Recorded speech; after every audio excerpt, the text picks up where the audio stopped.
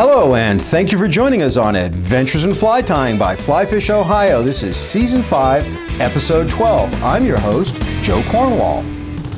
Thanks for joining us on another episode of Adventures in Fly Tying. We've got a really interesting pattern for you today. You know, I've been working with the guys at the Illinois Smallmouth Alliance. In fact, I was at their bronzeback blowout this year. What a great group of guys and some really original thinkers. Today we have a fly that was created by Rich McElligott of the Illinois Smallmouth Alliance, and he calls it Shannon's fly, named after his granddaughter. Here's the Shannon's fly. What you'll see is the Shannon's fly, very, very simple pattern tied of a Bohemian chenille, white Bohemian chenille, a marabou tail, an eye, and a little bit of adhesive. It's about as easy a pattern as you could possibly imagine fishing. What's interesting about this pattern is you fish it just the way a spin fisherman would fish a Senko. Basically, cast it upstream of whatever cover where you think a smallmouth bass would be lying, a rock or a log, allow it to sink and give it very small subtle twitches, perhaps an inch, 2 inches. This is a drop bait. This is a dead stick bait, and it's fished just like a Senko. And when you've got this thing in the water, it's amazing. One of the things I want to point out on this fly is when we use the adhesive covers the head from about the hook point forward, and that traps a little bit of air. So when this goes into the water, it tends to hover. It's almost neutrally buoyant. Just a spectacularly effective pattern. In fact, it was our #1 smallmouth bass pattern in September and October of last year. Let's go ahead and tie one.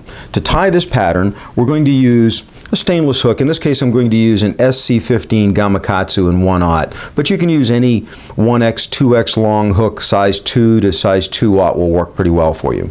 The body is the Patton's chenille, velvet chenille, and you can see this is a very thick, very plush chenille. It's actually designed to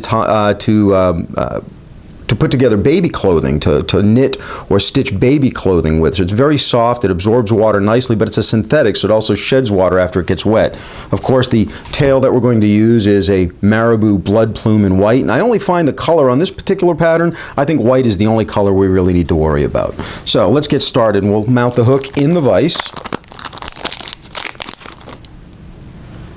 And I'm going to use a 140 denier 6/0 thread in white. You could use clear if you wanted to, but I'm going to use this in white. And I want to attach the thread and just wrap back to a point right above the hook point. Now, selecting a marabou blood plume, I've stripped away a little bit of the fluff, and what you're going to see, I want to have one that has this stem. It should be fine, not overly thick, but you want it to have a stem there. And as I bring this back, you're going to see exactly how this is going to lie. I'm going to tie that on impossibly long for a tail, right there where I've finished my thread wraps. Just wrap down a little bit, right to the point where the hook shank begins to curve back into the bend, and then bring my thread all the way back up. You just are not going to believe how easy this fly is to tie. Now, I've already tied about an 8 or 10 inch section, and by the way, for the $6 or so that this chenille will cost you, you're going to get enough material to tie conservatively about 10 bazillion flies. So don't worry about messing your first few up. You'll have plenty of materials left over. Now, here's the trick. On this particular pattern, we're simply going to wrap back over the hook shank till we get to the point where the tail is tied in. Hold out the tail and just continue wrapping. It can't be any easier than that. We're going to continue to wrap down the material. Now, the first thing you might think as we do this is, yeah, but isn't that material going to slip off the end of the marabou? And in fact, it doesn't. It stays there. Now, one of the tricks that I have found is you don't want to wrap this super tight, because if you put a lot of pressure on the material, it'll actually kink that stem on the marabou, and the fly will come out with a slight curve to the body, which will make it spin in the water.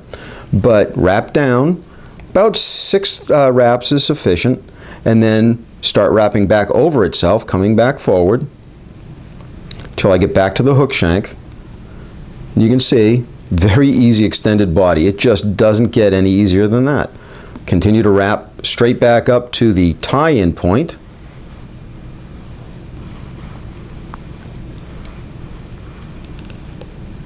And wrap off that chenille. form a neat thread head.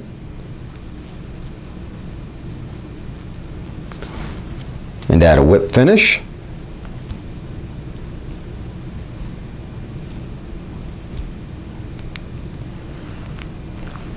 And boy, I'm telling you what, even going slow for the camera, this is still a 3-minute tie. Now, don't get confused. You can fish that fly exactly the way it is right there. You don't need to do anything else to it whatsoever. Of course, one of the things I really like when we fish in freshwater, when we fish a streamer, and particularly in the Midwest, a lot of the bait fish, threadfin shad, gizzard shad, various species of shiners, they have a prominent eye. I personally believe that game fish will absolutely key in on that eye, not only as a strike trigger, that's what they're going to look like to make sure that something is alive, but it's how they decide where they're going to hit it, how they decide where it's heading to. I think the eye is important on this. So let's put an eye on here. What we use is liquid nails, Clear Small Project silicone adhesive. Now you could very easily use the new Clear Cure goo that's in the flexible type, or you could use any kind of a flexible material. This actually takes 24 hours to set up, but it's very, very easy. And I'm going to put a fairly good dollop of that stuff, and I'm going to work it right into that chenille.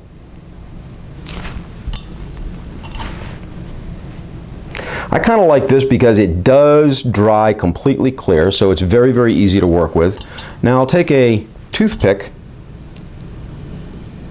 and just work that into the material, giving myself that nice bullet-shaped head, getting a good coating of the material all the way around. This will turn tacky enough to handle in about 2 hours. It'll be completely dry by tomorrow morning. So 24-hour dry cycle, and when it dries, it's almost rubbery like a plastic worm would be, and yet eyes that are attached to it simply don't come off. So the next thing we'll do is we'll take some of these nice little stick-on eyes,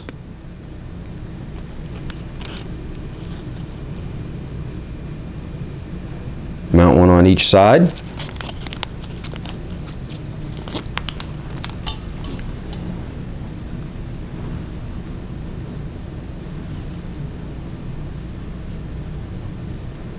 just set that right down into that silicone adhesive. Believe it or not, that will absolutely not go anywhere. That will hold that on beautifully.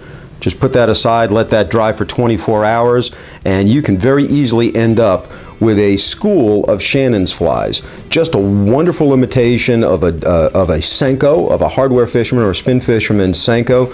Great imitation of a shiner. It's got an awesome action in the water as it drops. It'll spin, it'll rock from side to side. Just a killer action.